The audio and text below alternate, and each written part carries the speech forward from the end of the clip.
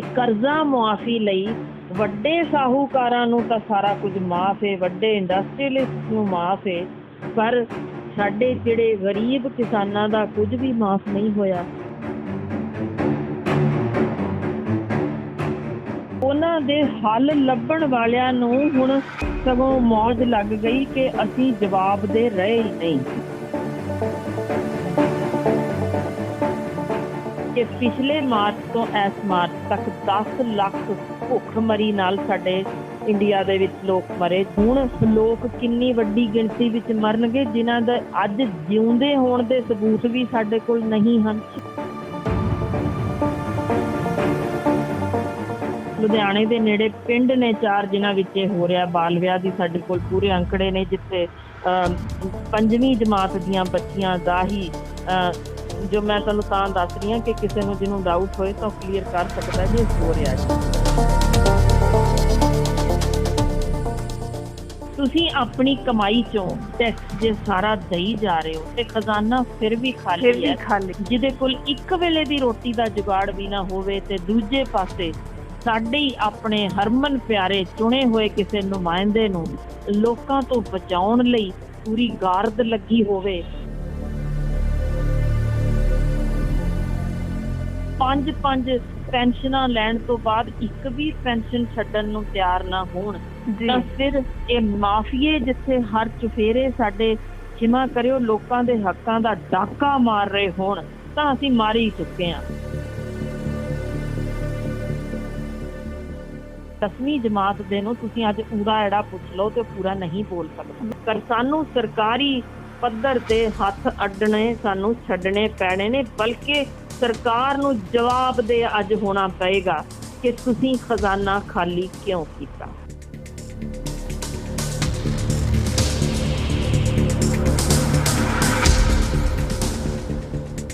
Doctor Harshinder Kaur ਸਾਡੇ ਨਾਲ ਜੁੜ ਚੁੱਕੇ ਨੇ। ਡਾਕਟਰ ਸਾਹਿਬ ਬਹੁਤ ਬਹੁਤ ਸਵਾਗਤ ਹੈ ਦਾ ਖਾਲਸ ਟੀਵੀ ਤੇ।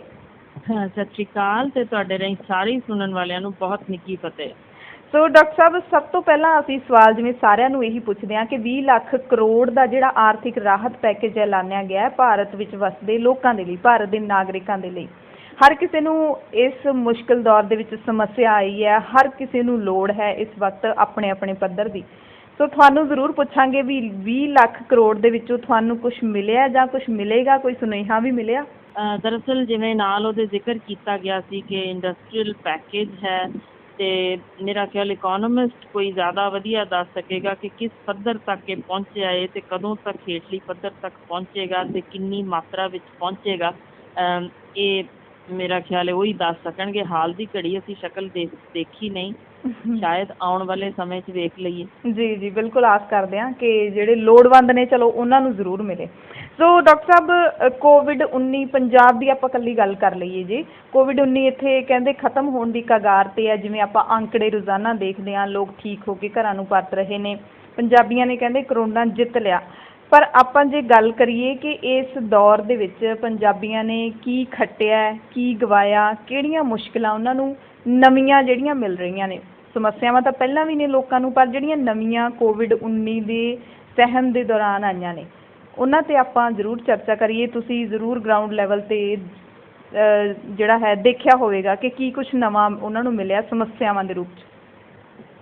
ਮੈਂ ਇੱਕ ਸੌਖੇ ਤਰੀਕੇ ਕੁਛ ਮਨੋਵਿਗਿਆਨਿਕ ਪੱਖੋਂ ਹਰ ਆਮ ਤੇ ਖਾਸ ਨੂੰ ਜੋ ਸਮਝ ਆ ਸਕੇ ਮੇਰਾ ਖਿਆਲ ਉਸ ਗੱਲ ਤੋਂ ਸ਼ੁਰੂ ਕਰਾਂ, ਕਿਉਂਕਿ ਇਹ ਖੋਜ ਕੀਤੀ ਗਈ ਸੀ ਲੰਡਨ ਮੈਡੀਕਲ ਕਾਲਜ ਵਿੱਚ ਜੀ, ਜਿੱਥੇ ਉਹ ਲੋਕ ਖੜੇ ਕੀਤੇ ਗਏ ਮਰੀਜ਼ ਜਿਹੜੇ ਕਾਫੀ ਸ਼ਿਕਾਇਤਾਂ ਨਾਲ ਸੀ, ਜਿਨ੍ਹਾਂ ਨੂੰ ਯਾਨੀ ਤਕਲੀਫ ਵਿੱਚ ਸਨ, ਦਰਦ ਨਾਲ ਕੋਈ ਚੀਕ ਰਿਹਾ ਸੀ, ਕੋਈ ਸਿਰ 'ਚੋਂ ਕਿਸੇ ਦੇ ਲਹੂ ਵਗ ਰਿਹਾ ਸੀ। ਸਾਰਿਆਂ ਨੂੰ ਵੇਟਿੰਗ ਰੂਮ ਵਿੱਚ ਜਿਸ 'ਚ ਬਿਠਾਇਆ ਗਿਆ ਉਹਦੇ ਉੱਪਰ ਉਹਨਾਂ ਨੂੰ ਇਹ ਦੱਸਿਆ ਗਿਆ ਕਿ ਜਿਹੜਾ ਪੱਖਾ ਚੱਲ ਰਿਹਾ ਇਹਦਾ ਪੇਚ ਰੱਸੀ ਲੂਜ਼ ਹੈ, ਉਹ ਆਉਂਦਾ ਪਿਆ, ਕੋਈ ਨਾ ਫਿਕਰ ਨਾ ਕਰੋ, ਇਹ ਡਿੱਗੇਗਾ ਨਹੀਂ, ਬਸ ਰੱਸੀ ਪੇਚ ਹੀ ਲੂਜ਼ ਹੈ ਜੀ।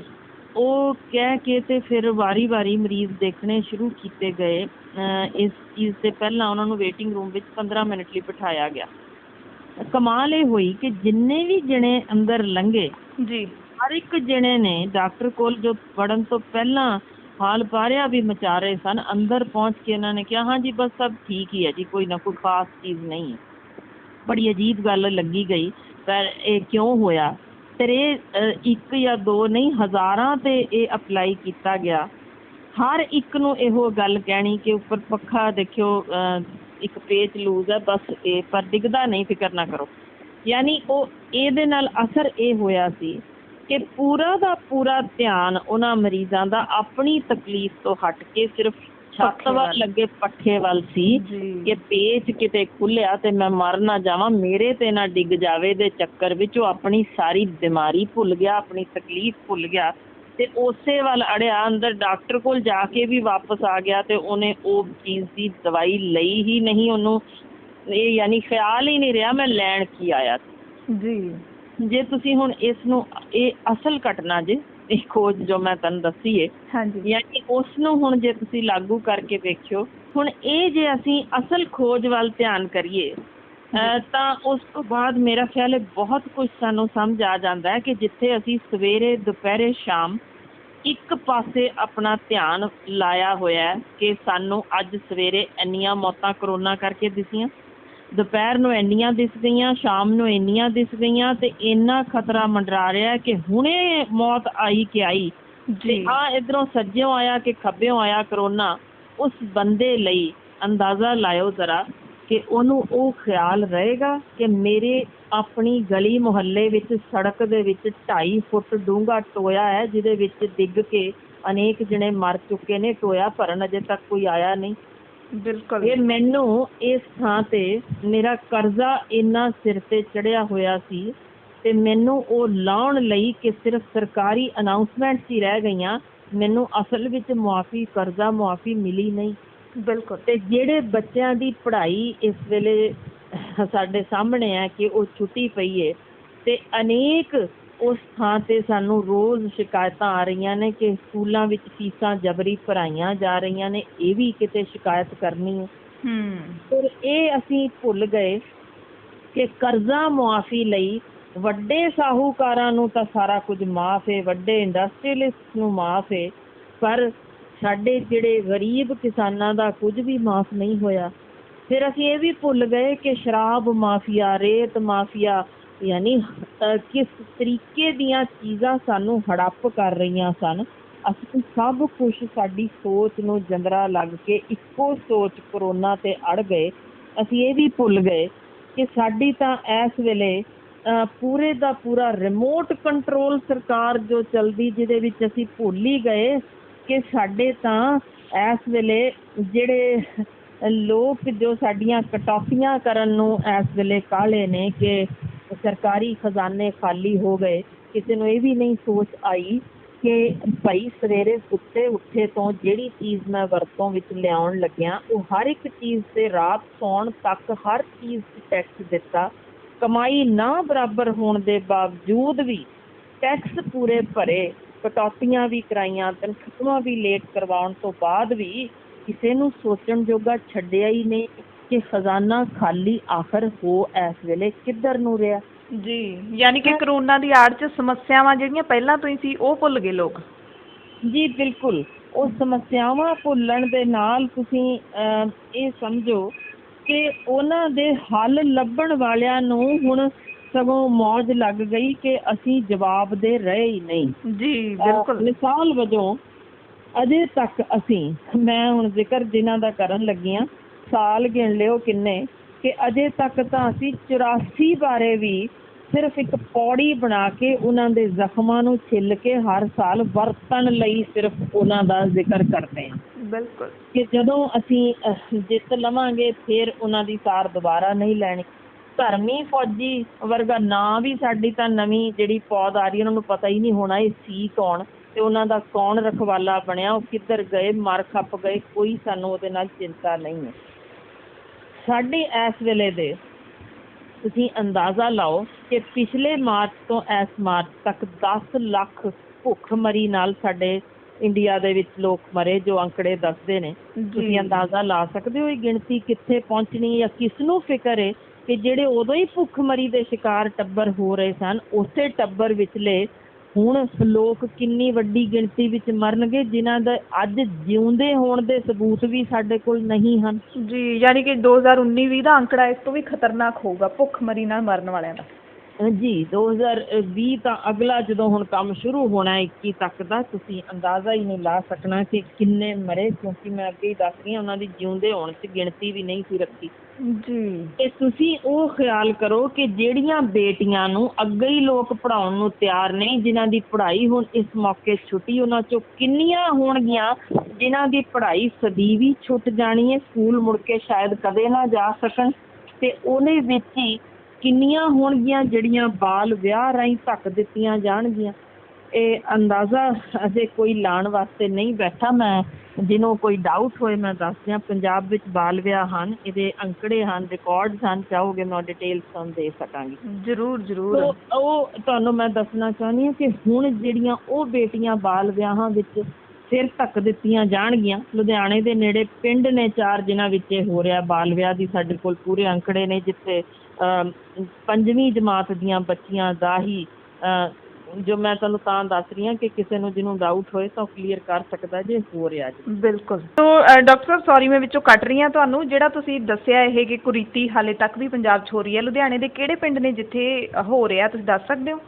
ਹਾਂਜੀ ਜ਼ਰੂਰ। ਸਰਕਾਰੀ ਪ੍ਰਾਇਮਰੀ ਸਕੂਲ ਪਿੰਡ ਰਾਵਤ ਜੋ ਲੁਧਿਆਣੇ ਤੋਂ 10 ਕਿਲੋਮੀਟਰ ਦੂਰ ਹੈ, ਉੱਥੇ ਤੁਸੀਂ ਜਾ ਕੇ ਚੈੱਕ ਕਰ ਸਕਦੇ ਹੋ। ਉੱਥੇ ਚੌਥੀ ਜਮਾਤ ਵਿੱਚ ਪੜ੍ਹਦੀ ਬੱਚੀ ਦਾ ਅਖਬਾਰਾਂ ਵਿੱਚ ਵੀ ਛਪ ਚੁੱਕਿਆ, ਜਿਹਦਾ ਕਿ ਉਹਦੇ ਉਸੇ ਹੀ ਸਕੂਲ ਵਿੱਚ 5ਵੀਂ ਜਮਾਤ ਦੇ ਪੜ੍ਹਦੇ ਬੱਚੇ ਦੇ ਨਾਲ ਉਹਦੀ ਕੁੜਮਾਈ ਹੋ ਗਈ। ਅਤੇ ਇਸ ਤਰ੍ਹਾਂ ਦੇ ਕੋਈ 1-2 ਨਹੀਂ, ਉਸ ਇਲਾਕੇ ਵਿੱਚ ਜਿੰਨੇ ਵੀ ਗਰੀਬ ਨੇ, ਕੋਈ ਜੁੱਤੀਆਂ ਗੰਢਦਾ, ਕੋਈ ਯਾਨੀ ਰੱਦੀ ਦਾ ਕੰਮ ਕਰਦਾ, ਜਾਂ ਕੋਈ ਜਿਹੜੇ ਗਰੀਬ ਨੇ ਜਿਨ੍ਹਾਂ ਦਾ ਕੋਈ ਬਾਂਹ ਫੜਨ ਵਾਲਾ ਨਹੀਂ, ਉਸ ਇਲਾਕੇ ਵਿੱਚ ਉਹਨਾਂ ਦੇ ਲਗਭਗ ਜਿੰਨੇ 99% ਜੋ ਉਹਨਾਂ ਦੇ ਬੱਚੇ ਨੇ, ਉਹਨਾਂ ਨੂੰ 10 ਸਾਲ ਦੀ ਉਮਰ ਪੂਰੀ ਹੋਣ ਤੋਂ ਪਹਿਲਾਂ ਉਹਨਾਂ ਦੀਆਂ ਕੁੜਮਾਈਆਂ, ਅਤੇ ਬੱਚੀਆਂ ਦੀ 7 ਜਾਂ 8 ਸਾਲ ਦੀ ਉਮਰ ਵਿੱਚ ਹੀ, ਯਾਨੀ 5ਵੀਂ ਚੌਥੀ ਜਮਾਤ ਦੇ ਵਿੱਚ ਇਹਨਾਂ ਦੀਆਂ ਕੁੜਮਾਈਆਂ ਹੋ ਰਹੀਆਂ ਨੇ।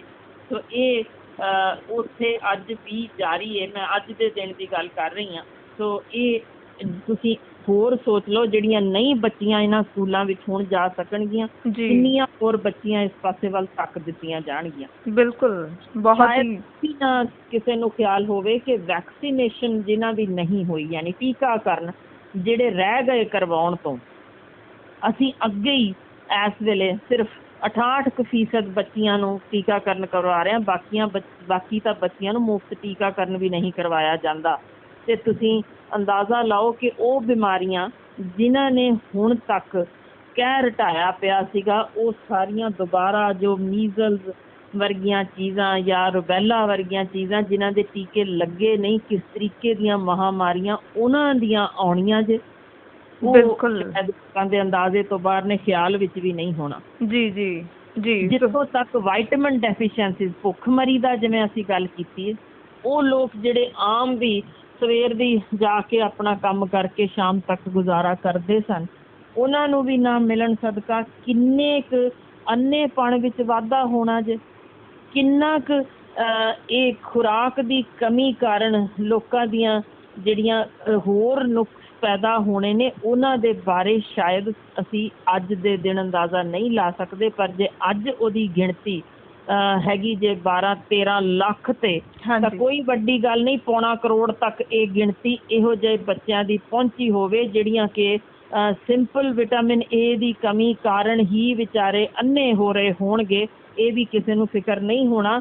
ਅਤੇ ਦੂਸਰੀ ਚੀਜ਼ ਜ਼ਰਾ ਉਹ ਵੇਖੋ ਕਿ ਜਿਹੜੇ ਅਸੀਂ ਮਜ਼ਦੂਰ ਤੋਰੇ, ਜ਼ਰਾ ਖਿਆਲ ਕਰੀਏ ਕਿੰਨਿਆਂ ਨੂੰ ਅਸੀਂ ਇੱਥੇ ਵਸਣ ਲਈ ਘਰ ਬਣਾ ਕੇ ਦਿੱਤੇ ਸਨ, ਕਿੰਨੇ ਕੁ ਸਨ ਜਿਨ੍ਹਾਂ ਦਾ ਅਸੀਂ ਹੈਲਥ ਇੰਸ਼ੋਰੈਂਸ ਕਰਕੇ ਦਿੱਤੀ ਸੀ, ਕਿੰਨਿਆਂ ਨੂੰ ਪ੍ਰੋਵੀਡੈਂਟ ਫੰਡ ਦੇ ਰਹੇ ਸਨ। ਕੱਖ ਵੀ ਨਹੀਂ। ਸਗੋਂ ਅਸੀਂ ਦੇਖ ਰਹੇ ਸਾਂ ਕਿ ਫੈਕਟਰੀਆਂ 'ਚ ਵਿਚਾਰੇ ਰਾਤ ਉੱਥੇ ਹੀ ਸੁੱਤੇ, ਸਵੇਰੇ ਅੱਗ ਲੱਗ ਗਈ ਅਤੇ ਸਾਰੇ ਦੇ ਸਾਰੇ ਉੱਥੇ ਹੀ ਸੜ ਗਏ, ਸੁਆਹ ਹੋ ਗਏ। ਇੱਥੋਂ ਤੱਕ ਕਿ ਸਰਕਾਰ ਨੂੰ ਅੰਕੜੇ ਵੀ ਨਹੀਂ ਪਤਾ ਡਾਕਟਰ ਸਾਹਿਬ, ਅੰਕੜੇ ਵੀ ਨਹੀਂ ਪਤਾ ਸੀ। ਸ਼ਾਇਦ ਇਸੇ ਕਰਕੇ ਤਾਂ ਲੋਕਡਾਊਨ ਬਿਨਾਂ ਸੋਚੇ ਸਮਝੇ, ਪਹਿਲਾਂ ਜਿਵੇਂ ਨੋਟਬੰਦੀ ਕੀਤੀ ਉਸੇ ਤਰ੍ਹਾਂ ਹੁਣ ਦੇਸ਼ਬੰਦੀ ਕਰਤੀ, 4 ਘੰਟਿਆਂ ਦੇ ਵਿੱਚ ਚਲੋ ਬੰਦ ਕਰਤਾ। ਬਾਅਦ 'ਚੋਂ ਪਤਾ ਲੱਗ ਗਿਆ ਕਿ ਇੰਨੇ ਮਜ਼ਦੂਰ ਪ੍ਰਵਾਸੀ ਨੇ ਜਿਹੜੇ ਉਹ ਇੱਕ ਦੂਜੇ ਇਲਾਕਿਆਂ 'ਚ ਗਏ ਹੋਏ ਨੇ, ਸਟੇਟਾਂ 'ਚ, ਫਿਰ ਰੇਲ ਗੱਡੀਆਂ ਦਾ ਪ੍ਰਬੰਧ ਕਰਤਾ, ਪਰ ਤੁਰੇ ਹਾਲੇ ਵੀ ਹੋ ਜਾਂਦੇ ਨੇ।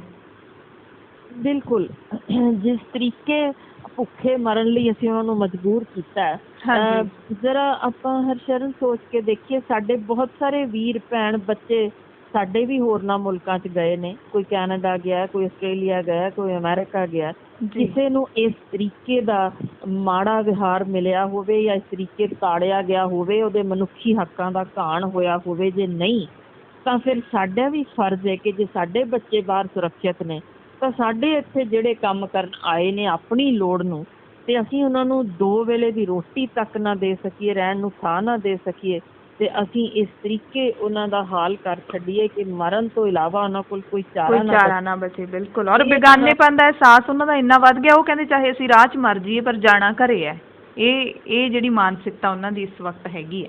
ਬਿਲਕੁਲ, ਕਿਉਂਕਿ ਉਹਨਾਂ ਨੂੰ ਉਹ ਮੋਹ, ਉਹ ਪਿਆਰ ਅਸੀਂ ਦੇ ਨਹੀਂ ਸਕੇ, ਇਨਸਾਨ ਹੋਣ ਦਾ ਰੁਤਬਾ ਹੀ ਨਹੀਂ ਦਿੱਤਾ। ਡਾਕਟਰ ਜ਼ਰਾ ਕੰਪੈਰੀਜ਼ਨ ਕਰੋਗੇ ਤੁਸੀਂ ਕਿ ਅੱਜ ਦੇ ਦਿਨ ਅਸੀਂ, ਸਾਡੇ ਹੀ ਕੋਈ ਮੰਤਰੀ ਸਾਹਿਬਾਨ ਜਿਨ੍ਹਾਂ ਨੂੰ ਅਸੀਂ ਚੁਣਿਆ, ਸਾਡੇ ਹੀ ਨੁਮਾਇੰਦੇ ਨੇ, ਹਾਂਜੀ, ਉਹਨਾਂ ਦੇ ਲਈ ਜੇ ਅੱਜ ਵੀ ਸਿਰਫ ਸਵੇਰ ਦੀ ਸੈਰ ਕਰਨ ਲੱਗਿਆਂ ਨਾਲ ਐਸਕੌਟ 2 ਜਾਂ 3 ਜਿਹਦੇ ਵਿੱਚ ਸਾਡੇ ਹੀ ਆਪਣੇ ਵੀਰ ਜੋ ਸਵੇਰੇ ਸਵੇਰੇ ਤਿਆਰ ਹੋ ਕੇ ਤੇ ਵਰਦੀ ਦੇ ਵਿੱਚ ਉਹਨਾਂ ਦੀ ਰਾਖੀ ਲਈ ਤੁਰਦੇ ਹੋਣਗੇ, ਕਿ ਇਹ ਖਰਚੇ ਸਾਡੀ ਸਟੇਟ, ਜਿਸ ਦੇ ਬਾਰੇ ਵਾਰ-ਵਾਰ ਜ਼ਿਕਰ ਕੀਤਾ ਜਾ ਰਿਹਾ ਹੈ ਕਿ ਖਜ਼ਾਨਾ ਖਾਲੀ ਹੈ, ਇਹ ਭਲਾ ਜ਼ੋਰ ਝੱਲ ਸਕਦੀ ਹੈ? ਬਿਲਕੁਲ ਨਹੀਂ, ਬਿਲਕੁਲ।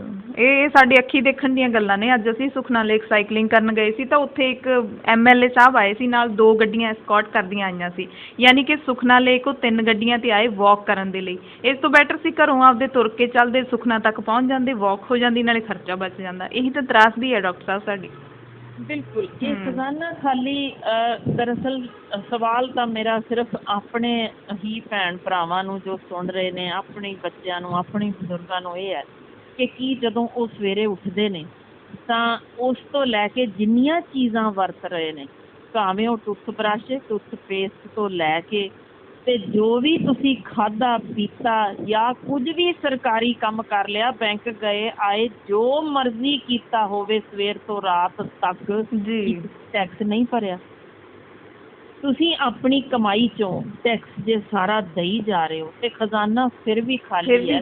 ਇੰਨੇ ਕੁ ਅਸੀਂ ਆਫਿਸਰ ਔਨ ਸਪੈਸ਼ਲ ਡਿਊਟੀਆਂ ਜਿਹੜੇ ਮੰਤਰੀ ਦੇ ਲੈਵਲ ਦੇ ਪਦ ਤੇ ਖਜ਼ਾਨੇ ਨੂੰ ਖਾਲੀ ਕਰ ਰਹੇ ਨੇ, ਕਿ ਉਹਨਾਂ ਦੀ ਕੋਈ ਗਿਣਤੀ ਕਰਨ ਵਾਲਾ ਹੈ, ਕੋਈ ਖਿਆਲ ਰੱਖਣ ਵਾਲਾ ਹੈ ਕਿ ਇੱਕ ਪਾਸੇ ਜਿਹਦੇ ਕੋਲ 1 ਵੇਲੇ ਦੀ ਰੋਟੀ ਦਾ ਜੁਗਾੜ ਵੀ ਨਾ ਹੋਵੇ ਤੇ ਦੂਜੇ ਪਾਸੇ ਸਾਡੇ ਹੀ ਆਪਣੇ ਹਰਮਨ ਪਿਆਰੇ ਚੁਣੇ ਹੋਏ ਕਿਸੇ ਨੁਮਾਇੰਦੇ ਨੂੰ ਲੋਕਾਂ ਤੋਂ ਬਚਾਉਣ ਲਈ ਪੂਰੀ ਗਾਰਦ ਲੱਗੀ ਹੋਵੇ, ਤੇ ਫਿਰ ਇੰਨੇ ਸਾਰੇ ਹੋਰ ਹੋਣ ਜਿਹੜੇ 5-5 ਪੈਨਸ਼ਨਾਂ ਲੈਣ ਤੋਂ ਬਾਅਦ ਇੱਕ ਵੀ ਪੈਨਸ਼ਨ ਛੱਡਣ ਨੂੰ ਤਿਆਰ ਨਾ ਹੋਣ, ਤਾਂ ਫਿਰ ਇਹ ਮਾਫੀਏ ਜਿੱਥੇ ਹਰ ਚੁਫੇਰੇ ਸਾਡੇ, ਖਿਮਾ ਕਰਿਓ, ਲੋਕਾਂ ਦੇ ਹੱਕਾਂ ਦਾ ਡਾਕਾ ਮਾਰ ਰਹੇ ਹੋਣ, ਤਾਂ ਅਸੀਂ ਮਾਰ ਹੀ ਚੁੱਕੇ ਹਾਂ। ਸਾਡੀ ਗੈਰਤ ਖਤਮ ਹੋ ਗਈ, ਅਣਖ ਖਤਮ ਹੋ ਗਈ। ਸਾਨੂੰ ਤਾਂ ਫਿਕਰ ਹੀ ਨਹੀਂ। ਹਾਲ ਇਹ ਹੈ ਕਿ ਸਾਡੀ ਐਜੂਕੇਸ਼ਨ ਅੱਜ ਦੁਨੀਆ ਭਰ ਵਿੱਚ ਹੋ ਚੁੱਕੀ, ਜਗਜ਼ਾਰ ਹੋ ਚੁੱਕੀ ਹੈ ਕਿ ਅਸੀਂ ਕਿਸ ਪੱਧਰ ਤੇ ਖੜੇ ਹਾਂ। ਅਸੀਂ ਕਾਹਦੇ ਤਿਆਰ ਕਰ ਹੀ ਨਹੀਂ ਰਹੇ। ਅਸੀਂ ਤਾਂ ਇੱਕ ਅਜਿਹੀ ਕੌਮ ਤਿਆਰ ਕਰ ਰਹੇ ਹਾਂ ਸਕੂਲਾਂ ਵਿੱਚੋਂ ਜਿਹੜੀ ਪੜ੍ਹੇਗੀ ਔਰੰਗਜ਼ੇਬ ਕੌਣ ਸੀ, ਜਿਹਨੂੰ ਸਿੱਖ ਧਰਮ ਦਾ ਡੱਕਾ ਪਤਾ ਨਹੀਂ ਹੋਣਾ ਕਿਉਂਕਿ ਅਸੀਂ ਮੰਨਫੀ ਕਰ ਦਿੱਤਾ। ਜਿਹੜੇ ਪੰਜਾਬੀ ਜ਼ਬਾਨ ਤੋਂ ਕੋਹਾਂ ਦੂਰ ਭੱਜਦੇ ਸਿਰਫ ਅੰਗਰੇਜ਼ੀ ਜ਼ਬਾਨ ਨੂੰ ਜੱਫਾ ਮਾਰਦੇ ਹੋਣਗੇ, ਤੇ ਫਿਰ ਅਸੀਂ ਇਹ ਤਿਆਰ ਕਿਸ ਲਈ ਕਰ ਰਹੇ ਹਾਂ? ਇੱਥੋਂ ਭੱਜ ਕੇ ਬਾਹਰ ਜਾਣ ਲਈ। ਇਹਨਾਂ ਤੋਂ ਕੋਈ ਵੀ ਨਾ IAS ਬਣਨ ਦਾ ਸੁਪਨਾ ਵੇਖਦਾ ਜੇ, ਨਾ IPS ਬਣਨ ਦਾ ਸੁਪਨਾ ਵੇਖਦਾ ਜੇ, ਨਾ ਪੰਜਾਬ ਨੂੰ ਕਿਤੇ ਅਗਾਂਹ ਲਿਜਾਉਣ ਦਾ ਸੁਪਨਾ ਜਾਂ ਇਸ ਨੂੰ ਬਚਾਉਣ ਦਾ ਸੁਪਨਾ ਵੇਖਦਾ ਜੇ। ਅੱਜ ਸਾਰੇ ਭੁੱਲ ਗਏ ਕਿ ਪੰਜਾਬ ਹੇਠਲੀ ਧਰਤੀ ਦੇ ਹੇਠਾਂ ਪਾਣੀ ਖਤਮ ਹੈ, ਇਹ ਮੁੱਦਾ ਹੀ ਨਹੀਂ ਰਿਹਾ। ਬਿਲਕੁਲ ਡਾਕਟਰ ਹਰਸ਼ਿੰਦਰ, ਮੈਂ ਰੋਕਣਾ ਚਾਹਾਂਗੀ। ਤੁਸੀਂ ਹੁਣੇ ਟੈਕਸਾਂ ਦੀ ਗੱਲ ਕੀਤੀ ਸੀ, ਨਾਲ ਹੀ ਤੁਸੀਂ ਕੀਤੀ ਸੀ ਕਿ ਅਸੀਂ, ਸਾਡੀ ਅਣਖ ਹੈ ਜਿਹੜੀ ਖਤਮ ਹੋ ਗਈ ਹੈ, ਪਰ ਇਹ ਵੀ ਕਿਤੇ ਨਾ ਕਿਤੇ ਸੱਚਾਈ ਹੈ ਕਿ ਲੋਕਾਂ ਨੂੰ ਜਾਗਰੂਕਤਾ ਹੀ ਨਹੀਂ ਹੈਗੀ। ਅਸੀਂ ਕਿਤੇ ਵੀ ਜਾਂਦੇ ਹਾਂ, ਕਿਸੇ ਵੀ ਚੀਜ਼ ਦਾ ਬਿੱਲ ਪੇ ਕਰਦੇ ਹਾਂ, ਸਾਨੂੰ ਨਹੀਂ ਪਤਾ, ਅਸੀਂ ਬਿੱਲ ਵੀ ਨਹੀਂ ਦੇਖਦੇ ਵੀ ਉਹਦੇ 'ਚ ਸਾਡੇ ਤੋਂ ਟੈਕਸ ਐਕਸਟਰਾ ਕਿਹੜੇ ਲਏ ਨੇ। ਸੋ ਇਹ ਆਪਾਂ ਜ਼ਰੂਰ ਲੋਕਾਂ ਨੂੰ ਥੋੜ੍ਹੀ ਜਿਹੀ ਜਾਣਕਾਰੀ ਦੇ ਦਈਏ ਕਿ ਟੈਕਸ ਨੇ ਜਿਹੜੇ ਸਾਡੇ ਤੋਂ ਕਿੰਨੀ ਪ੍ਰਕਾਰ ਦੇ ਲਏ ਜਾਂਦੇ ਨੇ, ਤੇ ਸਾਡੇ ਤੇ ਕੀ COVID-19 ਦੇ ਦੌਰਾਨ ਕੋਈ ਹੋਰ ਟੈਕਸ ਵੀ ਥੋਪਿਆ ਗਿਆ? ਜੀ, ਸਾਡੇ ਹੁਣ ਇਸ ਵੇਲੇ ਜੋ ਤੁਸੀਂ ਕਿਤੇ ਵੀ ਜਾ ਕੇ ਲੈਂਦੇ ਹੋ ਸਮਾਨ, ਜਿੱਥੇ ਤੁਸੀਂ ਆਪਣਾ ਨਾ ਦੱਸੋ ਤੁਸੀਂ ਕੌਣ ਹੋ, ਇੱਕ ਆਮ ਪਬਲਿਕ ਜਦੋਂ ਪਹੁੰਚਦੀ ਹੈ ਤਾਂ ਉਹ ਲੋਕ ਤੁਹਾਨੂੰ ਦੱਸਣਗੇ ਇਹਦੇ ਤੇ ਗਾਂ ਦੇ ਰਾਖੀ ਦਾ ਸੈਸ ਵੱਖਰਾ ਲੱਗਿਆ ਹੋਇਆ ਜੀ ਇਹਦੇ ਤੇ ਹੁਣ ਇੱਕ ਕਰੋਨਾ ਟੈਕਸ ਵੱਖਰਾ ਲੱਗਿਆ ਹੋਇਆ ਯਾਨੀ ਤੁਸੀਂ ਉੱਤੇ ਰੇਟ ਜੋ ਲਿਖੇ ਦੇ ਉੱਪਰ ਵੀ ਵਾਧੂ ਜੋ ਹੁਣ ਇਸ ਵੇਲੇ ਤੁਸੀਂ ਸਮਾਨ ਖਰੀਦਣ ਲੱਗਿਆ ਭਰੀ ਜਾਂਦੇ ਹੋ ਕਿ ਇਹ ਇੱਕ ਫਾਲਤੂ ਹੁਣ ਟੈਕਸ ਲੱਗ ਗਿਆ। ਹਾਂਜੀ ਦਾ ਮਤਲਬ ਇਹ ਹੈ ਕਿ ਇਹ ਕਰੋਨਾ ਟੈਕਸ ਹੁਣੇ ਹੀ ਲਾਇਆ ਡਾਕਟਰ ਹਰਸ਼ਿੰਦਰ? ਇਹ ਮੈਨੂੰ ਆਪ ਨਹੀਂ ਪਤਾ ਕਦੋਂ ਦਾ ਲੱਗਿਆ ਜਾਂ ਕਿਹੜਾ ਇਹ ਕੋਈ ਆਰਡਰ ਵੀ ਮੇਰੇ ਨਜ਼ਰੀ ਨਹੀਂ ਲੰਘਿਆ ਕਿ ਇਹ ਲੱਗਿਆ ਜਾਂ ਨਹੀਂ, ਪਰ ਵਸੂਲਿਆ ਜਾ ਰਿਹਾ। ਕਿਹਾ ਜਾ ਕਹਿ ਕੇ ਜੋ ਖਰੀਦਦੇ ਆ ਚੀਜ਼ ਵਿੱਚ ਜਦੋਂ ਪੁੱਛੀਦਾ ਇਹ ਫਾਲਤੂ ਕਿਹੜੇ ਲੱਗੇ ਨੇ ਤਾਂ ਕਰੋਨਾ ਟੈਕਸ ਜਿਹੜਾ ਹੈ ਮੇਰਾ ਖਿਆਲ ਹੈ ਸਾਨੂੰ ਇਹ ਪਤਾ ਜ਼ਰੂਰ ਸਰਕਾਰ ਤਾਈਂ ਵੀ ਗੱਲ ਪਹੁੰਚਾਉਣੀ ਚਾਹੀਦੀ ਹੈ ਕਿ ਜ਼ਰਾ ਜੀ ਇੱਧਰ ਵੀ ਜਾਗ ਜਾਓ, ਵੇਖੋ ਇਹ ਕਿਹੜਾ ਟੈਕਸ ਹੈ ਜਿਹੜਾ ਇਹ ਲੋਕਲ ਪੱਧਰ 'ਤੇ ਹੈ ਜਾਂ ਇਹ ਸਰਕਾਰੀ ਪੱਧਰ 'ਤੇ ਜੇ ਲਿਆ ਜਾ ਰਿਹਾ ਤਾਂ ਫਿਰ ਲੋਕਾਂ ਨੂੰ ਇਸ ਬਾਰੇ ਵੀ ਜ਼ਰੂਰ ਪਤਾ ਹੋਣਾ ਚਾਹੀਦਾ ਜੀ। ਯਾਨੀ ਕਿ ਤੁਸੀਂ ਥੋੜ੍ਹੀ ਤੋਂ ਕੋਈ ਵੀ ਚੀਜ਼ ਖਰੀਦਣ ਜਾਓਗੇ ਉਹ 'ਤੇ ਤੁਹਾਨੂੰ ਟੈਕਸ ਦੇਣਾ ਹੀ ਪਊਗਾ ਜਾਣੇ ਅਣਜਾਣੇ। ਮੈਂ ਤੁਹਾਨੂੰ ਇੱਥੇ ਤੱਕ ਦੱਸ ਦਿੰਦੀ ਹਾਂ ਕਿ ਤੁਸੀਂ ਆਪਣਾ ਜਨਮ ਦਾ ਸਰਟੀਫਿਕੇਟ ਜਾਂ ਮੌਤ ਦਾ ਸਰਟੀਫਿਕੇਟ ਵੀ ਲੈਣਾ ਤਾਂ ਉਹ ਜੋ ਕਾਗਜ਼ ਰੁਪਈਏ ਦਾ ਹੋਏਗਾ ਤੁਹਾਨੂੰ ਉਹ ਵੀ 20 ਰੁਪਏ ਦਾ ਮਿਲੇਗਾ। ਯਾਨੀ ਅਸੀਂ ਕੋਈ ਹਿਸਾਬ ਨਹੀਂ ਰੱਖਿਆ ਕਿਸੇ ਵੀ ਚੀਜ਼ 'ਤੇ ਜਿਸ 'ਤੇ ਟੈਕਸ ਨਾ ਦਿੱਤਾ ਹੋਏ ਕਿ ਬਿਜਲੀ ਕੀ ਪਾਣੀ ਕਿ ਸੜਕਾਂ ਲਈ ਕਿ ਹਰ ਚੀਜ਼ ਲਈ ਅਸੀਂ ਸੜਕਾਂ 'ਤੇ ਤੁਰਨ ਲਈ ਫਿਰ ਘਰ ਦਾ ਟੈਕਸ ਕੁਛ ਚੀਜ਼ ਹੈ ਹੀ ਨਹੀਂ ਜੋ ਬਗੈਰ ਟੈਕਸ ਦੇ ਹੋਵੇ ਤੇ ਖਜ਼ਾਨੇ ਹਮੇਸ਼ਾ ਹੀ ਖਾਲੀ ਰਹਿਣਗੇ। ਤਾਂ ਕਦੇ ਤਾਂ ਗਿਣੀਏ ਕੋਈ ਤਾਂ ਆਖਰ ਹੋਏਗਾ ਇਕੋਨੋਮਿਸਟ ਸਾਡੇ ਸੁਣਨ ਵਾਲਿਆਂ 'ਚ ਵੀ ਜਿਹੜਾ ਹਿਸਾਬ ਲਾਏਗਾ ਕਿ ਜਿਹੜੇ ਚੁਣੇ ਹੋਏ ਨੁਮਾਇੰਦੇ ਉਹਨਾਂ ਦੇ ਆਲੇ ਦੁਆਲੇ ਉਹਨਾਂ ਦੇ ਰਾਖੀ ਲਈ ਲੱਗੇ ਕਿੰਨੀਆਂ ਕਾਰਾਂ, ਕਿੰਨਾ ਪੈਟਰੋਲ, ਕਿੰਨਾ ਉਹਨਾਂ ਦਾ ਟੈਲੀਫੋਨ ਦਾ ਖਰਚਾ, ਕਿੰਨਾ ਉਹਨਾਂ ਦੇ ਚਾਹ ਪਾਣੀ ਦਾ ਖਰਚਾ ਜਾਂਦਾ ਤੇ ਕਿੰਨਿਆਂ ਨੂੰ ਜੋ ਮਕਾਨ ਦਿੱਤੇ ਜਾਂਦੇ ਨੇ ਉਹਨਾਂ ਦਾ ਕਿਵੇਂ ਟੈਕਸ ਭਰਦੇ ਹਾਂ ਅਸੀਂ। ਆਖਰ ਕੋਈ ਹਿਸਾਬ ਤਾਂ ਹੋਵੇ ਕਿ ਇੱਕ ਸਕੱਤਰ ਦੇ ਲਈ ਤਿੰਨ ਕਾਰਾਂ ਜਦੋਂ ਇਹ ਨਹੀਂ ਹੈਗੀ ਦੂਜੀ ਜਾਏਗੀ, ਦੂਜੀ ਨਹੀਂ ਤੀਜੀ ਜਾਏਗੀ, ਆਖਰ ਇੱਕੋ ਹੀ ਦਫ਼ਤਰ ਵਿੱਚ ਆਉਣ ਵਾਲਿਆਂ ਲਈ ਕਿਉਂ ਨਹੀਂ ਅਸੀਂ ਇੱਕੋ ਹੀ ਵੱਡੀ ਬੱਸ ਭਾਵੇਂ ਤੁਸੀਂ ਏਸੀ ਬੱਸ ਰੱਖ ਸਕਦੇ ਹੋ ਜਿੱਥੇ ਸਾਰੇ ਇਕੱਠੇ ਆਉਣ ਤੇ ਸਾਰੇ ਵਾਪਸ ਚਲੇ ਜਾਣ। ਅੰਦਾਜ਼ਾ ਲਾ ਲਓ ਕਿੰਨੀਆਂ ਕਾਰਾਂ, ਕਿੰਨੇ ਪੈਟਰੋਲ, ਕਿੰਨੇ ਡਰਾਈਵਰ, ਇਹ ਸਾਰਾ ਖਰਚਾ ਬਚਾਇਆ ਜਾ ਸਕਦਾ ਹੈ ਜੋ ਅਸੀਂ ਧਿਆਨ ਵਿੱਚ ਨਹੀਂ ਲਿਆ ਰਹੇ ਕਿਉਂਕਿ ਅਸੀਂ ਸਿਰਫ ਕਰੋਨਾ ਤੱਕ ਸੀਮਤ ਹਾਂ। ਸ਼ਾਇਦ ਇਹ ਵੀ ਭੁੱਲ ਗਏ ਕਿ ਸਾਡੇ ਜੋ ਅਧਿਆਪਕ ਸਨ ਠੁੱਡੇ ਖਾਂਦੇ ਸੜਕਾਂ 'ਤੇ ਬੈਠੇ ਢਿੱਡ ਪੜਵਾਉਂਦੇ, ਸਿਰ ਪੜਵਾਉਂਦੇ, ਡਾਂਗਾ ਖਾਂਦੇ ਕਿਸ ਲਈ? ਅਸੀਂ ਕੀ ਔਕਾਤ ਲਿਆ ਧਰੀਏ ਆਪਣੇ ਅਧਿਆਪਕਾਂ ਦੀ ਜਿਨ੍ਹਾਂ ਨੇ ਸਮਾਜ ਸਿਰਜਣਾ ਜੇ, ਜਿਨ੍ਹਾਂ ਨੇ ਸਾਡਾ ਕੱਲ੍ਹ ਦਾ ਭਵਿੱਖ ਅਗਾਂਹ ਲੈ ਕੇ ਆਉਣਾ ਜੇ। ਅਸੀਂ ਕਿਉਂ ਉਹਨਾਂ ਨੂੰ ਉਹਨਾਂ ਦੀ ਬਣਦੀ ਇੱਜ਼ਤ ਨਹੀਂ ਦਿੰਦੇ? ਕਿਉਂ ਹਰ ਮਾੜੇ ਤੋਂ ਮਾੜਾ ਕੰਮ ਜਦੋਂ ਕਰਨਾ ਹੋਏ ਤਾਂ ਸਾਨੂੰ ਸਿਰਫ ਇਹੀ ਦਿਖਦੇ ਨੇ ਕਿ ਇਹਨਾਂ ਨੂੰ ਸ਼ਰਾਬ ਦੀਆਂ ਫੈਕਟਰੀਆਂ 'ਚ ਵੀ ਡਿਊਟੀਆਂ ਲਾ ਦਿਓ ਜੀ, ਇਹਨਾਂ ਅਸੀਂ ਗਣਨਾ ਤਾਂ ਵੀ ਇਹੀ ਜਾਣਗੇ। ਹਰ ਚੀਜ਼ ਲਈ ਅਸੀਂ ਇਹਨਾਂ ਨੂੰ ਅਗਾਂਹ ਧੱਕ ਦਿੰਦੇ ਹਾਂ। ਆਖਰ ਇਹਨਾਂ ਨੂੰ ਕਿਉਂ ਨਹੀਂ ਅਸੀਂ ਸਮਾਜ ਦੇ ਸਿਰਜਣ ਵਾਲੇ ਪਾਸੇ ਲਾਉਂਦੇ? ਇਹਨਾਂ ਨੂੰ ਬਣਦੀ ਇੱਜ਼ਤ ਕਿਉਂ ਨਹੀਂ ਦਿੰਦੇ? ਅਸੀਂ ਉਹ ਕੁਛ ਅੱਜ ਹਾਂ ਉਹਨਾਂ ਸਦਕਾ ਹਾਂ ਤੇ ਸਾਡੀ ਐਜੂਕੇਸ਼ਨ ਦਾ ਨਿਗਾਰ ਤੁਸੀਂ ਤੁਹਾਡੇ ਸਾਹਮਣੇ ਜੇ ਕਿ 10ਵੀਂ ਜਮਾਤ ਦੇ ਨੂੰ ਤੁਸੀਂ ਅੱਜ ਊੜਾ ਐੜਾ ਪੁੱਛ ਲਓ ਤੇ ਪੂਰਾ ਨਹੀਂ ਬੋਲ ਸਕਦਾ। ਬਿਲਕੁਲ ਇਹ ਸੱਚ ਹੈ। ਸੋ ਇਹਦਾ ਮਤਲਬ ਜਿਹੜਾ ਅਧਿਆਪਕਾਂ ਤੋਂ ਹੋਰ ABCD ਡਿਊਟੀਆਂ ਜਿਹੜੀਆਂ ਕਰਵਾਈਆਂ ਜਾਂਦੀਆਂ ਨੇ ਉਹਦੇ ਕਾਰਨ ਸ਼ਾਇਦ ਅਧਿਆਪਕ ਵੀ ਕਿਤੇ ਨਾ ਕਿਤੇ ਜਾਂ ਤਾਂ ਉਹਨਾਂ ਨੂੰ ਟਾਈਮ ਵੀ ਨਹੀਂ ਮਿਲਦਾ ਬੱਚਿਆਂ ਨੂੰ ਪੜ੍ਹਾਉਣ ਦਾ ਤੇ ਦੂਸਰਾ ਉਹ ਵੀ ਕਿਤੇ ਨਾ ਕਿਤੇ ਆਪਣੀ ਡਿਊਟੀ ਤੋਂ ਸ਼ਾਇਦ ਉਹ ਘੇਸਣ ਮਾਰਦੇ ਨੇ ਕਿ ਬੇਪਰਵਾਹ ਹੋ ਜਾਂਦੇ ਨੇ, ਸਾਥੋਂ ਇੰਨਾ ਕੰਮ ਕਰਾਉਂਦੇ ਨੇ ਕੁੱਤਿਆਂ ਵਾਂਗੂ ਤੇ ਫਿਰ ਅਸੀਂ ਕਿਵੇਂ ਇੱਧਰ ਜਿਹੜਾ ਹੈ ਧਿਆਨ ਦੇਈਏ। ਇਹ ਵੀ ਕਿਤੇ ਨਾ ਕਿਤੇ ਕਾਰਨ ਹੈ ਪ੍ਰੈਸ਼ਰ ਦਾ। ਬਿਲਕੁਲ ਹੈ। ਤੇ ਹੁਣ ਦੂਜਾ ਪਾਸਾ ਦੇਖੋ ਜੋ ਕਿ ਮੇਰਾ ਖਿਆਲ ਹੈ ਦੁਨੀਆ ਭਰ ਵਿੱਚ ਊਣਤਾਈਆਂ ਸਾਹਮਣੇ ਆਈਆਂ ਹਸਪਤਾਲਾਂ ਦੀਆਂ ਜੀ, ਜਿੱਥੇ ਅਮਰੀਕਾ ਦੇ ਡਾਕਟਰ ਤੱਕ ਵੀ ਚੀਕੇ ਕਿ ਸਾਡੇ ਕੋਲ ਪੂਰਾ ਸਮਾਨ ਨਹੀਂ ਹੈ ਤੇ ਸਰਕਾਰਾਂ ਹਿੱਲੀਆਂ ਕਿ ਹਾਂਜੀ ਇਹਨਾਂ ਨੇ ਮੰਗਿਆ ਤੇ ਜਿੱਥੋਂ ਵੀ ਜਿਹੜੇ ਮਰਜ਼ੀ ਪਾਸਿਓਂ ਕਟੌਤੀ ਕਰਕੇ ਇਹਨਾਂ ਦਾ ਸਮਾਨ ਪੂਰਾ ਕੀਤਾ ਜਾਵੇ ਤੇ ਅਗਾਂਹ ਲਈ ਵੀ ਇਹਨਾਂ ਲਈ ਅਸੀਂ ਬਜਾਏ ਕਿ ਯਾਨੀ ਅਸੀਂ ਕੋਈ ਇਹੋ ਜਿਹੇ ਹਥਿਆਰ ਬਣਾਈਏ ਜਿਹਦੇ ਨਾਲ ਅਸੀਂ ਜੰਗਾਂ ਜਿੱਤਣੀਆਂ, ਪਹਿਲਾਂ ਭਾਈ ਅਸੀਂ ਅੰਦਰੂਨੀ ਜੰਗ ਇਹੋ ਜਿਹੀ ਬਿਮਾਰੀਆਂ ਨਾਲ ਜਿੱਤੀਏ। ਸੋ ਉਹਨਾਂ ਨੇ ਇਮੀਡੀਏਟਲੀ ਆਪਣਾ ਫਾਈਨੈਂਸ ਉੱਧਰ ਨੂੰ ਤੋਰਿਆ ਕਿ ਇੱਥੇ ਲੋੜ ਹੈ। ਸਾਡੇ ਆਪਣੇ ਪੰਜਾਬ ਅੰਦਰ ਸਿਰਫ ਇੱਕ ਸਕੂਲ ਤੇ ਉਂਗਲ ਧਰ ਕੇ ਕਹੋ ਕਿ ਇਹ ਵਿਸ਼ਵ ਪੱਧਰੀ ਸਕੂਲ ਹੈ ਜਿੱਥੇ ਮੁਫਤ ਵਿੱਦਿਆ ਦਿੱਤੀ ਜਾਂਦੀ ਹੈ, ਸਿਰਫ ਇੱਕ। ਜੇ ਨਹੀਂ ਤਾਂ ਫਿਰ ਕੌਣ ਕਸੂਰਵਾਰ ਹੈ? ਅਸੀਂ ਤਾਂ ਜਦੋਂ ਗੱਲ ਕਰਦੇ ਹਾਂ ਕਿਸੇ ਸਰਕਾਰ ਦੇ ਲਈ ਕੰਮ, ਜਦੋਂ ਸਾਰੇ ਟੈਕਸ ਇਕੱਠੇ ਕੀਤੇ ਤਾਂ ਦੋ ਹੀ ਚੀਜ਼ਾਂ ਲਈ ਕਹਿੰਦੇ ਹਾਂ ਕਿ ਸਾਡੀ ਪੜ੍ਹਾਈ ਤੇ ਸਾਡਾ ਇਲਾਜ, ਦੋ ਚੀਜ਼ਾਂ ਦੀ ਜ਼ਿੰਮੇਵਾਰੀ ਸਿਰਫ ਸਰਕਾਰ ਨੇ ਚੱਕਣੀ ਹੁੰਦੀ ਹੈ। ਤੇ ਜੇ ਪੜ੍ਹਾਈ ਦਾ ਭੱਠਾ ਬੈਠਿਆ ਹੋਇਆ ਜੇ ਤਾਂ ਹਸਪਤਾਲਾਂ ਦਾ ਕੁਝ ਵੀ ਲੁਕਿਆ ਇਸ ਵੇਲੇ ਸਾਡੇ ਸਾਹਮਣੇ ਨਹੀਂ, ਜਿੱਥੇ ਐਂਬੂਲੈਂਸਿਸ ਓਨੀਆਂ ਨਹੀਂ, ਜਿੱਥੇ ਸਾਡੇ ਕੋਲ ਉਨੇ ਵੈਂਟੀਲੇਟਰ ਨਹੀਂ, ਸਾਡੇ ਕੋਲ ਜਿਸ ਹਾਲ ਸੀ ਕਿ ਪੀਪੀ ਕਿੱਟਾਂ ਨਹੀਂ, N95 ਮਾਸਕ ਨਹੀਂ, ਯਾਨੀ ਹਰ ਚੀਜ਼ ਲਈ ਹੱਥ ਅੱਡਦੇ ਅਸੀਂ ਖੜੇ ਹਾਂ। ਅੱਜ ਦਾ ਮਤਲਬ ਹੈ ਕਿ ਇੱਕ ਹਸਪਤਾਲ, ਤੁਸੀਂ ਉਂਗਲ ਧਰਿਓ, ਇੱਕ ਵੀ ਹਸਪਤਾਲ ਪੂਰੇ ਪੰਜਾਬ ਵਿੱਚ ਜਿੱਥੇ ਅਸੀਂ ਕਹਿ ਸਕੀਏ ਅੰਤਰਰਾਸ਼ਟਰੀ ਪੱਧਰ ਦਾ ਇਲਾਜ ਹੈ, ਜਿੱਥੇ ਸਾਡੇ ਚੁਣੇ ਨੁਮਾਇੰਦੇ ਵੀ ਆਪਣਾ ਇਲਾਜ ਕਰਵਾ ਸਕਦੇ ਨੇ ਤੇ ਉਹ ਮੁਫਤ ਹੋਵੇ। ਜੀ ਜੀ ਬਿਲਕੁਲ। ਇੱਕ ਵੀ ਮੁਫਤ ਨਹੀਂ ਰੱਖ ਸਕੇ ਤੇ ਸਾਡੇ ਹੀ ਚੁਣੇ ਨੁਮਾਇੰਦਿਆਂ ਨੂੰ ਬਾਹਰ ਭੱਜਣਾ ਪੈਂਦਾ। ਇਹਦਾ ਮਤਲਬ ਹੈ ਕਿ ਅਸੀਂ ਇਨਸਾਨ ਨਹੀਂ ਹਾਂ, ਕੀੜੇ ਮਕੌੜੇ ਹਾਂ, ਮਰਨ ਲਈ ਹਾਂ। ਜਦ ਬਿਮਾਰ ਹੋਈਏ ਤਾਂ ਅਸੀਂ ਅਜਿਹੀ ਥਾਂ ਜਾਈਏ ਜਿੱਥੇ ਨਾ ਤਾਂ ਇਲਾਜ ਪੂਰਾ ਹੋ ਸਕੇ, ਨਾ ਡਾਕਟਰ ਪੂਰੇ ਹੋਣ, ਨਾ ਸਾਡੇ ਹੈਲਥ ਵਰਕਰ ਪੂਰੇ ਹੋਣ। ਆਖਰ ਕਿਉਂ ਸਾਡੀਆਂ ਨਰਸਾਂ ਜਿਹੜੀਆਂ ਤੁਸੀਂ ਅੰਦਾਜ਼ਾ ਨਹੀਂ ਲਾ ਸਕਦੇ ਦਿਨ ਰਾਤ ਮਰਦੀਆਂ, ਆਪਣੇ ਨਿੱਕੇ ਨਿੱਕੇ ਬਾਲ ਘਰਾਂ ਛੱਡ ਕੇ ਸੜਕਾਂ 'ਤੇ ਕਿਉਂ ਆਖਰ ਠੁੱਡੇ ਖਾਣ ਲਈ ਉਹ ਵੀ ਬੈਠਣ ਕਿ ਸਾਨੂੰ ਰੈਗੂਲਰ ਕਰ ਦਿਓ, ਸਾਡੀਆਂ ਤਨਖਾਹਾਂ ਪੂਰੀਆਂ ਕਰੋ। ਕਿਉਂ ਆਖਰ ਉਹਨਾਂ ਨੂੰ ਇਸ ਤਰੀਕੇ ਉਤਰਨਾ ਪਵੇ ਸੜਕਾਂ ਤੋਂ?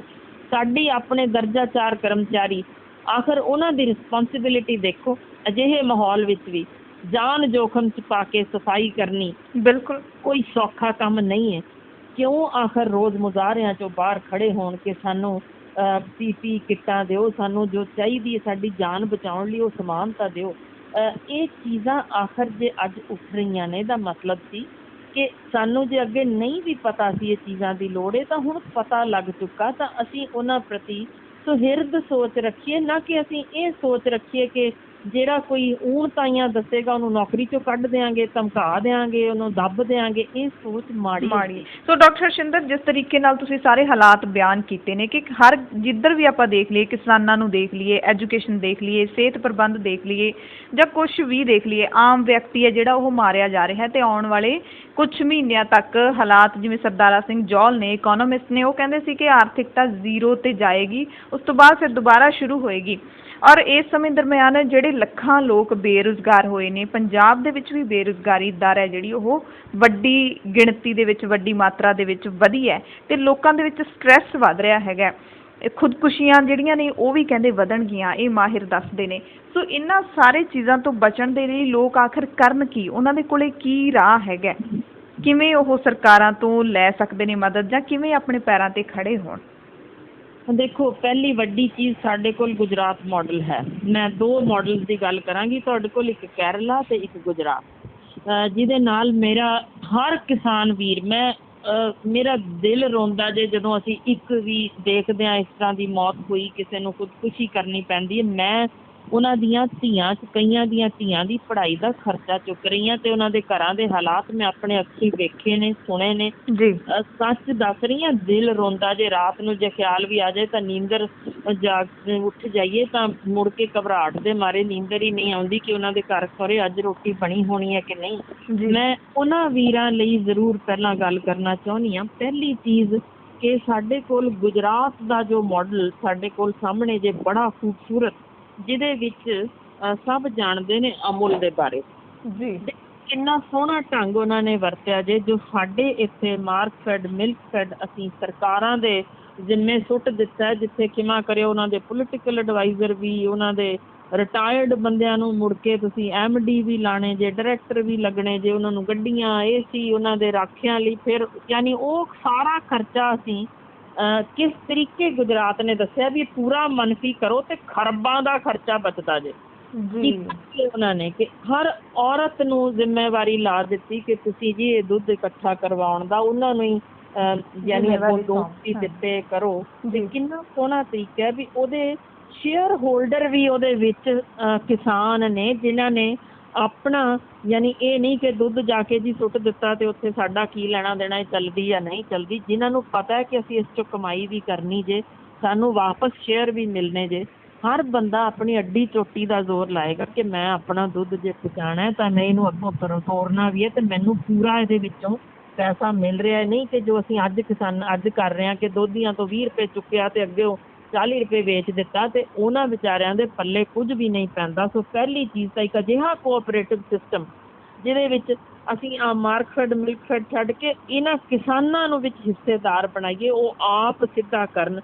ਅਜਿਹਾ ਕੋਆਪਰੇਟਿਵ ਸਿਸਟਮ ਜਿਹਦੇ ਵਿੱਚ ਇੱਕ ਟਰੈਕਟਰ ਸਾਰੇ ਪਿੰਡ ਲਈ ਜੋ ਕਿ ਰੋਜ਼ ਦਾ ਸਾਰਾ ਗੇੜਾ ਲਾ ਕੇ ਉਹ ਕਰ ਸਕਦਾ ਜੇ ਸਾਂਝੇ ਤੌਰ 'ਤੇ ਲਿਆ, ਜਿਹਦੇ ਵਿੱਚ ਖਰਚਾ ਬਚ ਸਕਦਾ ਹੈ।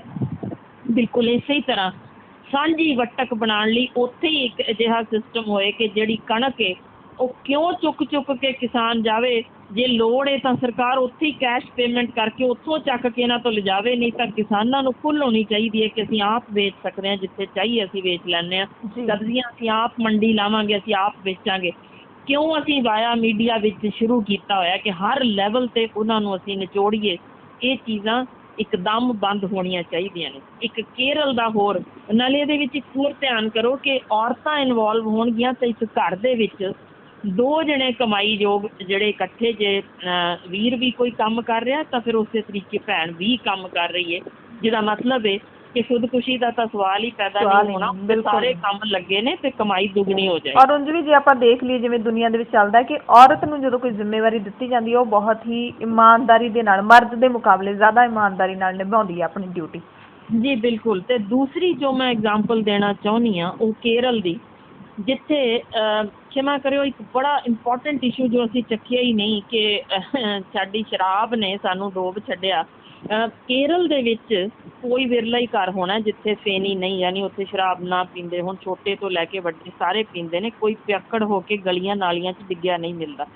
ਕਾਰਨ ਇਹ ਉਹਨਾਂ ਨੇ ਰੁਜ਼ਗਾਰ ਦਾ ਤਰੀਕਾ ਕਿਆ ਕਮਾਲ ਦਾ ਬਣਾ ਦਿੱਤਾ ਜੋ ਅਸੀਂ ਭੁੱਲ ਚੁੱਕੇ ਹਾਂ। ਮੈਂ ਉਸੇ ਪਾਸੇ ਆਉਣੀ ਹਾਂ, ਪਹਿਲਾਂ ਦੱਸਾਂ ਕਿ ਉਹਨਾਂ ਨੇ ਕੀਤਾ ਕੀ ਹੈ। ਜੇ ਇੱਕ 5 ਸਟਾਰ ਹੋਟਲ ਇੱਕ ਖੁੱਲ੍ਹਦਾ ਜੇ ਉੱਥੇ, ਤਾਂ ਉਹਦੇ ਲਈ ਕੰਪਲਸਰੀ ਹੈ ਕਿ ਉਹਨੇ ਆਲੇ ਦੁਆਲੇ ਦੇ 5 ਪਿੰਡਾਂ ਵਿੱਚੋਂ ਹੀ ਲੈਣਾ ਜੇ, ਕਿਤੋਂ ਬਾਹਰੋਂ ਕੋਈ ਬੰਦਾ ਲਿਆ ਨਹੀਂ ਸਕਦੇ। ਦਾ ਮਤਲਬ ਹੈ 5 ਪਿੰਡ ਪੂਰੇ ਦੇ ਪੂਰੇ ਹਰ ਘਰ ਵਿੱਚ ਰੁਜ਼ਗਾਰ ਪਹੁੰਚਦਾ ਜੇ, ਜਿੱਥੇ ਛੋਟਾ ਬੱਚਾ 10 ਸਾਲ ਦਾ ਵੀ ਵਿੱਚ ਸ਼ਾਮਲ ਹੋ ਜਾਂਦਾ ਜੇ। ਕਿਵੇਂ ਕਿ ਉਹਨਾਂ ਨੇ, ਜੇ ਉੱਥੇ ਕੋਈ ਵਾਟਰ ਸਪੋਰਟਸ ਨੇ ਤਾਂ ਉਹਨਾਂ ਨੇ ਚਲਾਉਣੀਆਂ ਕਿਸ਼ਤੀਆਂ, ਜੇ ਕਿਸੇ ਨੇ ਖਾਣਾ ਬਣਾਉਣਾ ਹੋਟਲ ਵਿੱਚ ਤਾਂ ਸਫਾਈ ਵਾਲਾ, ਤਾਂ ਜਿਸਨੇ ਧੋਣਾ ਧੋਬੀ ਉਹ ਵੀ ਉਸ ਇਲਾਕੇ ਦਾ ਹੋਏਗਾ, ਜਿਹਨੇ ਆਏ ਗਏ ਲਈ ਕੋਈ ਚੀਜ਼ ਵੇਚਣੀ ਹੈ, ਬਾਹਰ ਜੂਸ ਦੀ ਦੁਕਾਨ ਲਾਣੀ ਹੈ, ਕੋਈ ਟੀ-ਸ਼ਰਟ ਵੇਚਣੀ ਹੈ, ਉੱਥੋਂ ਦੀ ਕੋਈ ਬਣੀ ਹੋਈ ਚੀਜ਼ ਵੇਚਣੀ ਹੈ। ਯਾਨੀ ਹਰ ਇੱਕ ਬੰਦਾ ਉਸ 5 ਪਿੰਡ ਦਾ, ਜਿਹੜਾ ਟੈਕਸੀ ਚਲਾਣੀ ਜਿਹਨੇ ਬਾਹਰੋਂ ਲਿਆਣੇ ਹੈ ਏਅਰਪੋਰਟ ਤੋਂ, ਉੱਥੇ ਹਰ ਬੰਦੇ ਨੂੰ ਉਸ ਥਾਂ 'ਤੇ ਕੰਮ ਮਿਲ ਗਿਆ। ਇੱਕ ਵੀ ਘਰ ਅਜਿਹਾ ਨਹੀਂ ਜਿਹਨੂੰ ਕੰਮ ਨਾ ਹੋਵੇ। ਸ਼ਰਾਬ ਹੈ ਪਰ ਹਰ ਇੱਕ ਨੂੰ ਪਤਾ ਹੈ ਕਿ ਅਸੀਂ ਕੰਮ 'ਤੇ ਜਾਣਾ ਰਾਤ ਨੂੰ, ਤਾਂ ਫਿਰ ਜੇ ਸਵੇਰੇ ਜਾਣਾ ਤਾਂ ਉਹ ਜ਼ਿੰਦਗੀ ਜਿਉਂਦੇ ਨੇ। ਹੁਣ ਸਾਡੇ ਕੀ ਹੋ ਸਕਦਾ ਜੇ? ਮੇਰਾ ਖਿਆਲ ਹੈ ਪੰਜਾਬ ਵਿੱਚ ਜਿੰਨਾ ਇਤਿਹਾਸ ਪਿਆ ਤੁਸੀਂ ਅੰਦਾਜ਼ਾ ਹੀ ਨਹੀਂ ਲਾ ਸਕਦੇ। ਹਰ ਇੱਟ ਦੇ ਵਿੱਚ ਇਤਿਹਾਸ ਹੈ। ਬਿਲਕੁਲ। ਜਰਾ ਸੋਚ ਕੇ ਵੇਖੀਏ, ਅਸੀਂ ਕਹੀਏ ਆਹ ਬੇਬੇ ਨਾਨਕੀ ਜੀ ਦਾ ਮੰਜਾ ਜੇ, ਤੇ ਅਸੀਂ ਇਸ ਥਾਂ 'ਤੇ ਇਸ ਪਿੰਡ ਵਿੱਚ ਜਿੱਥੇ ਨਿਕਲਿਆ ਏ, ਇਹਦੇ ਆਲੇ ਦੁਆਲੇ ਦੇ 5 ਪਿੰਡਾਂ ਦੇ ਵਿੱਚ ਅਸੀਂ ਅਜਿਹੀ ਥਾਂ ਤਿਆਰ ਕਰ ਦੇਣੀ ਹੈ ਕਿ ਬਾਹਰੋਂ ਲੋਕ ਆਉਣ, ਇਹ ਵੇਖਣ, ਤੇ ਇਸ ਥਾਂ 'ਤੇ ਰਹਿਣ ਦਾ ਥਾਂ ਜੇ। ਫਿਰ ਉਸ ਥਾਂ 'ਤੇ ਅਸੀਂ ਉਸੇ ਮੰਜੀ ਦਾ ਇੱਕ ਬਣਾ ਕੇ ਛੋਟਾ ਖਿਡੌਣੇ ਵਾਂਗ ਜਾਂ ਇੱਕ ਯਾਨੀ ਕਿਸੇ ਨੂੰ ਸੁਗਾਤ ਦੇਣ ਲਈ ਉਹ ਚੀਜ਼ ਤਿਆਰ ਕਰੀਏ। ਉੱਥੇ ਦੀ ਹੀ ਲੋਕਲ ਹਰ ਪਿੰਡ ਵਿੱਚ ਛੱਪੜ ਹੈ, ਉਸ ਛੱਪੜ ਨੂੰ ਕਨਵਰਟ ਕਰਕੇ ਇੱਕ ਅਜਿਹੀ ਲੇਕ ਦੀ ਸ਼ਕਲ 'ਚ ਤਬਦੀਲ ਕਰੀਏ ਕਿ ਜਿੱਥੇ ਬਾਹਰੋਂ ਲੋਕ ਆਉਣਗੇ ਇਹ ਦੇਖਣ, ਤੇ ਇਤਿਹਾਸ ਵੇਖਣ ਆਉਂਦਾ ਹਰ ਬੰਦਾ ਉੱਥੇ ਜ਼ਰੂਰ ਪਹੁੰਚੇਗਾ, ਮੱਥਾ ਵੀ ਟੇਕੇਗਾ, ਸਭ ਕੁਝ ਕਰੇਗਾ, ਉੱਥੋਂ ਕੁਝ ਨਾ ਕੁਝ ਸੁਗਾਤ ਵੀ ਲੈ ਕੇ ਜਾਏਗਾ। ਦਾ ਮਤਲਬ ਹੈ ਅਸੀਂ ਬੱਚਾ ਜੇ ਉਹਨਾਂ ਦੇ ਨਾਲ ਆਇਆ ਉਹ ਚਾਹੇਗਾ ਵੀ ਇੱਥੇ ਲੇਕ ਬਣੀ ਹੈ, ਮੈਂ ਇਹਦੇ ਵਿੱਚ ਨਾਲ ਵਿੱਚ ਜ਼ਰੂਰ ਕੋਈ ਵਾਟਰ ਸਪੋਰਟ ਵੀ ਦੇਖਾਂ, ਮੈਂ ਵਿੱਚ ਕਿਸ਼ਤੀ 'ਚ ਵੀ ਬੈਠ ਜਾਵਾਂ। ਦਾ ਮਤਲਬ ਸਮਝੋ ਕਿ ਹਰ ਘਰ ਵਿੱਚ ਉੱਥੇ ਗੰਨੇ ਦਾ ਅਸੀਂ ਰਸ ਵੀ ਕੱਢ ਕੇ ਪਿਆਂਦੇ ਹੋਈਏ, ਛੱਲੀਆਂ ਵੀ ਲੱਗੀਆਂ ਨੇ, ਹਰ ਚੀਜ਼ ਉੱਥੇ ਦੀ ਲੋਕਲ। ਲਓ ਜੀ, ਸਾਡਾ ਸ਼ਹਿਦ ਵੀ ਇੱਥੇ ਲੋਕਲ ਮੱਖੀਆਂ ਕੱਢਿਆ ਪਿਆ ਜੇ। ਤਾਂ ਸਮਝ ਸਕਦੇ ਹੋ ਕਿੰਨੀ ਦੀ ਸਾਡੀ ਵਟਕ ਇਸ ਥਾਂ 'ਤੇ ਲੋਕਲ ਲੈਵਲ 'ਤੇ ਹੋਏਗੀ। ਤੇ ਖਿਆਲ ਕਰੋ, ਇਤਿਹਾਸ ਦੀ ਗੱਲ ਮੈਂ ਸਿਰਫ ਇੱਕ ਸਾਡੀ ਆਪਣੀ ਇੱਕ ਮੰਜੀ ਦੀ ਗੱਲ ਕੀਤੀ ਹੈ, ਤੇ ਕਿੱਥੇ ਭਾਈ ਮਤੀ ਦਾਸ, ਕਿੱਥੇ ਭਾਈ ਸਤੀ ਦਾਸ ਜੀ, ਕੋਈ ਅੰਤ ਹੀ ਨਹੀਂ ਜਿੱਥੇ ਹਰ ਪਿੰਡ ਵਿੱਚ ਸਾਡੇ ਇਹੋ ਜਿਹਾ ਇਤਿਹਾਸ ਨਾ ਪਿਆ ਹੋਵੇ। ਤੇ ਜਿਸ ਨੂੰ ਉਜਾਗਰ ਕਰਨ ਲਈ ਕਿੰਨਾ ਕਮਾਲ ਦਾ ਅਸੀਂ ਇਹ ਰਾਹ ਖੋਲ ਸਕਦੇ ਹਾਂ ਕਿ ਹਰ ਜਣਾ ਬਾਹਰੋਂ ਆਏ, ਵੇਖੇ ਕਿ ਇਸ ਥਾਂ 'ਤੇ ਕੀ ਇਤਿਹਾਸ ਸੀ, ਕਿਸ ਤਰੀਕੇ ਇਹ ਵਾਪਰਿਆ, ਲਿਆਓ ਦੇਖੀਏ, ਜਾਈਏ, ਉਸ ਥਾਂ ਦਾ ਕਿਵੇਂ ਸਾਡੀ ਆਪਣੇ ਪੰਜਾਬ ਵਿੱਚ ਇੱਕ ਕਮਾਲ ਦਾ ਟੂਰਿਜ਼ਮ ਸ਼ੁਰੂ ਹੋ ਸਕਦਾ ਜੇ, ਜਿਹੜਾ ਸਾਡਾ ਇਸ ਵੇਲੇ ਖਤਮ ਕੀਤਾ ਪਿਆ ਹੈ। ਜੀ ਡਾਕਟਰ ਸਾਹਿਬ, ਇਹ ਸਾਡਾ ਜਿਹੜਾ ਦੂਸਰਾ ਰਾਹ ਸੀ। ਮੈਂ ਸਿਰਫ 2 ਰਸਤੇ ਦਿਖਾਏ ਨੇ ਕਿਸ ਤਰੀਕੇ ਪੰਜਾਬ ਵਾਪਸ ਖੜਾ ਕਰ ਸਕਦੇ ਹਾਂ, ਪਰ ਸਾਨੂੰ ਸਰਕਾਰੀ ਪੱਧਰ ਤੇ ਹੱਥ ਅੱਡਣੇ ਸਾਨੂੰ ਛੱਡਣੇ ਪੈਣੇ ਨੇ, ਬਲਕਿ ਸਰਕਾਰ ਨੂੰ ਜਵਾਬਦੇਹ ਅੱਜ ਹੋਣਾ ਪਏਗਾ ਕਿ ਤੁਸੀਂ ਖਜ਼ਾਨਾ ਖਾਲੀ ਕਿਉਂ ਕੀਤਾ। ਬਿਲਕੁਲ ਬਿਲਕੁਲ, ਇਹ ਜਵਾਬ ਨਾ ਹੀ ਤਾਂ ਪੰਜਾਬ ਦੀ ਅਕਾਲੀ ਸਰਕਾਰ ਜਿਹੜੀ ਪਹਿਲਾਂ ਸੀ ਉਹਦੇ ਕੋਲੇ ਆ ਤੇ ਨਾ ਹੀ ਹੁਣ ਵਾਲੀ ਕੈਪਟਨ ਸਰਕਾਰ ਦੇ ਕੋਲੇ ਆ, ਤੇ ਇਹੀ ਸ਼ਾਇਦ ਪੰਜਾਬੀਆਂ ਦੀ ਤਰਾਸਦੀ ਹੈ। ਟੈਕਸ ਲੈ ਕੇ ਖਜ਼ਾਨੇ ਭਰਦੇ ਨੇ, ਪਰ ਖਜ਼ਾਨੇ ਆਪਦੇ ਘਰਾਂ ਦੇ ਭਰਦੇ ਨੇ ਸ਼ਾਇਦ ਲੀਡਰ, ਇਹ ਗੱਲ ਕਿਸੇ ਤੋਂ ਲੁਕੀ ਨਹੀਂ ਹੈ। ਆਮ ਵਿਅਕਤੀ ਉੱਥੇ ਹੀ ਰੋਂਦੇ ਦਾ ਰੋਂਦਾ ਹੈ। ਬਿਲਕੁਲ, ਮੈਂ ਉਹੀ ਫਿਰ ਜਿੱਥੋਂ ਆਪਾਂ ਸ਼ੁਰੂ ਕੀਤੀ ਸੀ ਗੱਲ ਉਹੀ ਹੈ ਕਿ ਬਹੁਤ ਸੌਖਾ ਜੇ ਲੋਕਾਂ ਨੂੰ ਭਰਮਾਉਣਾ। ਇੱਕ ਮੌਤ ਦਾ ਡਰ, ਮੌਤ ਦਾ ਭੈ ਸਿਰ ਉੱਤੇ ਦਿਖਾ ਦਿਓ ਤੇ ਉਹ ਸਿਰਫ ਉਸੇ ਵੱਲ ਪੱਖੇ ਵੱਲ ਹੀ ਝਾਕਦੇ ਰਹਿ ਜਾਣਗੇ, ਕਦੋਂ ਡਿੱਗਿਆ ਤੇ ਕਦੋਂ ਡਿੱਗਿਆ, ਤੇ ਉਹਨਾਂ ਨੂੰ ਇਹ ਚੀਜ਼ਾਂ ਤੋਂ ਪਰਾਂ ਕਰ ਦਿਆਂਗੇ। ਪਰ ਅੱਜ ਸਮਾਂ ਜੇ ਜਾਗੀਏ, ਜੇ ਅਸੀਂ ਅੱਜ ਕਰੋਨਾ ਨੇ ਨਹੀਂ ਵੀ ਖਾਧਾ ਤੇ ਮੌਤ ਤਾਂ ਫਿਰ ਵੀ ਆਉਣੀ ਜੇ।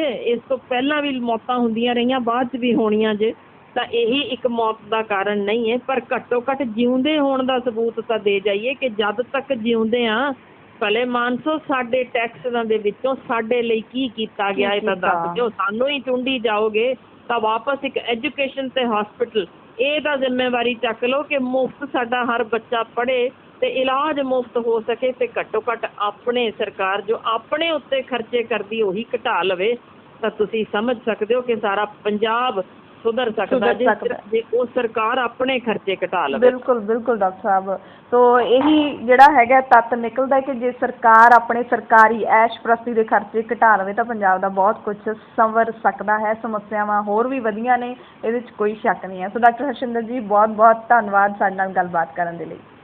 ਜੀ ਮਿਹਰਬਾਨੀ। ਤੇ ਫਿਰ ਇੱਕ ਵਾਰ ਸਭ ਨੂੰ ਚੜ੍ਹਦੀ ਕਲਾ ਦਾ ਸੁਨੇਹਾ ਦਿੰਦਿਆਂ ਹੋਇਆਂ ਸਭ ਤੋਂ ਅਸੀਂ ਇਜਾਜ਼ਤ ਮੰਗਦੇ ਹਾਂ ਜੀ। ਬਹੁਤ ਧੰਨਵਾਦ। ਜੀ ਬਹੁਤ ਬਹੁਤ ਧੰਨਵਾਦ ਡਾਕਟਰ ਸਾਹਿਬ। ਧਰਮ ਰਾਹੀਂ ਸੱਚ ਦੇ ਪ੍ਰਚਾਰ ਤੇ ਪ੍ਰਸਾਰ ਨੂੰ ਸਮਰਪਿਤ ਸਬਸਕ੍ਰਾਈਬ ਕਰੋ ਸਾਡਾ ਨਵਾਂ ਚੈਨਲ ਦ ਖਾਲਸ ਟੀਵੀ ਧਰਮ।